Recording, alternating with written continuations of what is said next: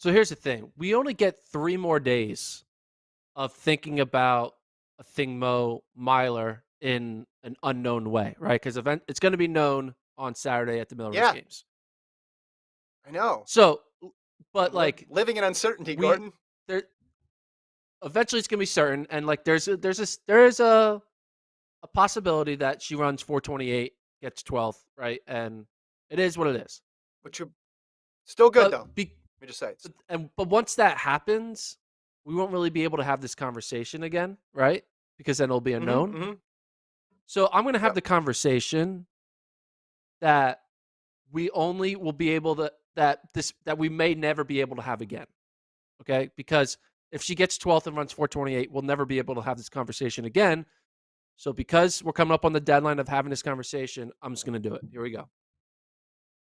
In a Okay. world where she ends Do it. up finding a way to run like sub 420, gets second in this race or whatever, blows everyone's mind. Holy shit. A 400-meter runner is now one of the best milers in the world. What do you think she should do? And what do you think she can do? Could we see a world where our 1500-meter champion is anchoring the 4x4? Like, It are would. we going to see It that? would.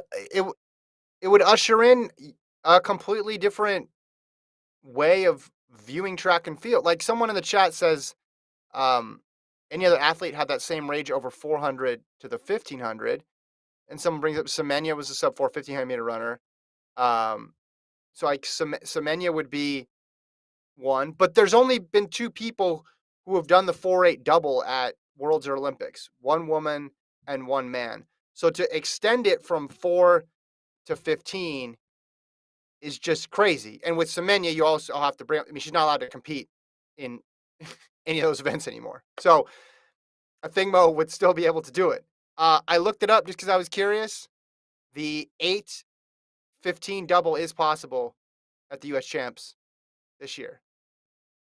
But then you're talking about this person's potentially the best 400-meter runner in the United States running the 8 and the 15. I I don't have an answer to your question. Like I just think everything is on the table at that point. Maybe this is like, at this rate, she's starting with the 400 and going to the 8 and now the 15, by like 2024, is she towing the line against Molly Seidel and like Yeah, getting ready to she's run the just Olympic marathon trials? Is that what's happening? Is yeah. that what she's building up towards?